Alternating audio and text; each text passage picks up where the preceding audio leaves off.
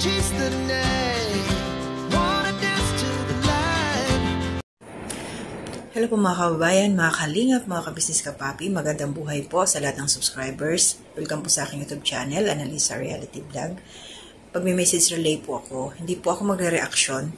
Babasahin ko lang po yung naging vision or prediction ni Madam Rudy Baldwin. So kilala naman po natin siya, dahil ako po naniniwala din kasi marami siyang mga nailabas, na ipahayag na nagkakaroon siya ng katotohanan. So maiiwasan natin to through prayers. Then balik loob sa ating Panginoon. Mag-pray tayo na hindi mangyari mga bagay-bagay na to. Kasi kumbaga pinapakita sa Kanya. Di ba, parang panaginip. Sa true panaginip ba? Di ba tayo, pag nananaginip tayo ng masama, minsan knock on the wood, di ba? So ito ngayon na mga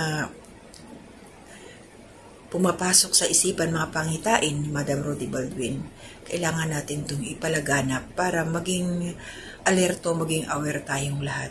So, lalo ngayon, masama yung panahon, tag-ulan na talaga. So, ito yung babasahin ko sa Manila.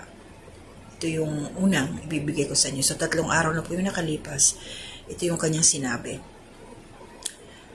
Sa Manila, o Metro Manila Vision, mga taga Manila maging handa na dahil makaranas tayo ng baha na kailangan na natin ng bangka. Isang ulan na kung saan ilang araw na dito mitigil ang pag-ulan nito. At sa pagpatuloy ng ulan ay napasukan ito ng bagyo at maaring 2 bagyo pa ito kung ang isa ay hindi lilihis kahit ang mga malay napasukan na ng baha. Bahay napasukan na ng baha. Ito ang hamon ng kalikasan na kakaiba sa lahat dahil di ito maaring may hambing sa mga nakaraan na hamon ng kalikasan. Makaranas din tayo ng mga ilang lindol sa hindi inaasahang araw, maaraw man o gabi. May pagyanig na mangyayari pa lamang. May nakita akong biktima ng kidlat na kahit nasa loob ng sasakyan ay nasawi pa ito. Dahil sa tindi ng impact nito.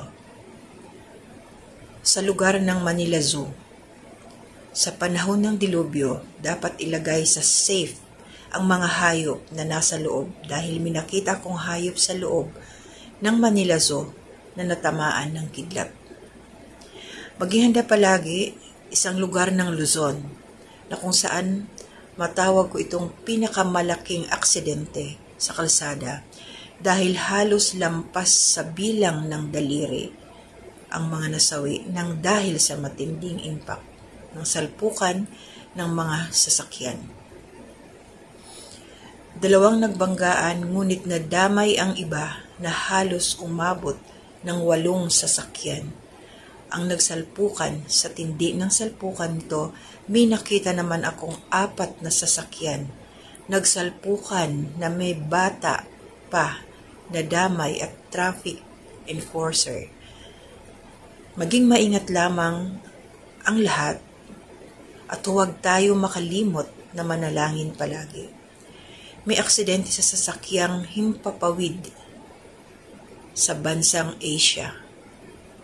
Ngunit umabot pa ito sa airport. Kung ito ay di magawan ng paraan at maagapan, maaari itong sumabog ng malakas. Mas mainam sabihin ko kung ano nakita ko sa vision ko upang maagapan at makapag-ingat.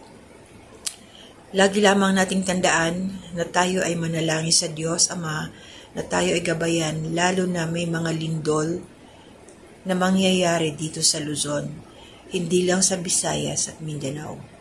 May mga pagyanig na mangyayari pa lamang. Nasa inyo kung ito ay paniwalaan nyo. Ang mahalaga, tayo ay mag-ingat at manalangin. Okay, so yun po yung sinabi ni Madam Rudy Baldwin dito po sa vision niya about sa Manila. So mag-iingat po talaga tayo. Ito'y guide lang po. Then, paalala. At magpasalamat tayo na mayroon tayong kababayan na isang Madam Rudy Baldwin na ano to kasi nung na-interview siya kay Ma'am Corina Sanchez na nung bata pa daw siya, doon niya ito naumpisahan na naramdaman na meron siyang ganitong klase ng, ano bang tawag doon? Kakayanan para makita yung posibleng mangyari. Yan, kung napanood niyo po doon kay Madam Corina Sanchez. So, mag-iingat po tayo lahat, mga kababayan. At may kasunod pa to babasahin ko rin po yung sa Tondo. So, separate na lang yung video yun. So, ayan, shoutout po sa inyong lahat. Lagi na riyan sa aking comment section. Thank you po mga silent viewers. Bagong pasok po sa aking munting kubo, welcome ho. Mga nagla-like, nagko-comment, nag-share, salamat din po sa inyo. At tandaan ho natin na strike everywhere po tayo ng mga reactor. Salamat kay Kuya Bal. So, ito ngayon, syempre, kailangan ibang naman tayo. Panlasa ba yung kung ano yung kailangan na i-share natin sa ating kapwa para maging aware ang lahat. Diba? Sana makarating ito sa inyo at kung taga saan man kayong lugar at narinig o napanood nyo itong aking video, please, mag-comment lang po kayo sa baba. Kahit kunting paramdam lang, pitik lang para may shoutout ko rin kayo. So, ingat po tayo, hanggang dito na muna. Bukas muli or mamaya gagawa pa ako hanggat kaya pa. May gagawin lang ako sandali.